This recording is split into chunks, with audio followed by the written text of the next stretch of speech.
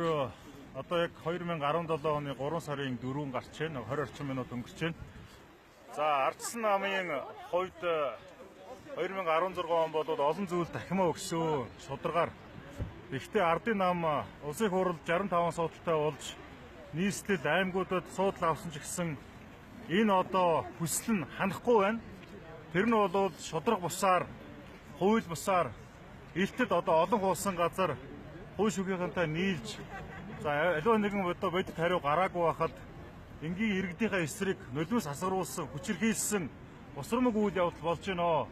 За Монгол төрийн цагдааг бол энэ шууд буруутгаж болохгүй. Гэхдээ түүнд бол үүрэг өгж байгаа иргэдийн эсрэг хүчирхийлэл үйлдэж байгаа хүмүүсийн одоо гар хөдийг нь хугалах, бие эрхтэнд нь халдах, эрүүл мэндэд нь халдах ийм үйлдэл гаргаж байгаа эрх баригч Ардын намын энэхүү одоо босромог үйл ажиллагааг эрс эсэргүүцэж байгаагаа нээлттэй Ардсан нам шинжлэхийн нэгдсэн хөдөлгөөний залуучуудад төлөөж илэрхийлж байна. Мөн зөвхөн энэ бол баян зүрх дүүргэд болж байгаа асуудал биш. Хаасаагүй эх орон даяар Ардсан намын төдийгөө зөвхөн тухайн үед ажил хийжсэн мянган хүмүүсийг ажлаас нь халж байгаа, эрхэнд нь зөрчиж байгаа.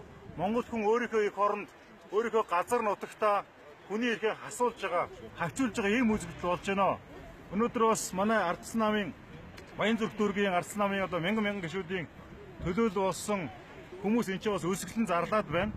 Иргэдээ ийм байдал хүргэж байгаа Монголын төр, түүний эрх мэдэлд байгаа Ардын нам бол хариуцлага хүлээх ёстой. Энэ мөчөд за Улаанбаатар хотын захирагч Сундун Батуулдыг огцрохыг хатуу шаардж байна.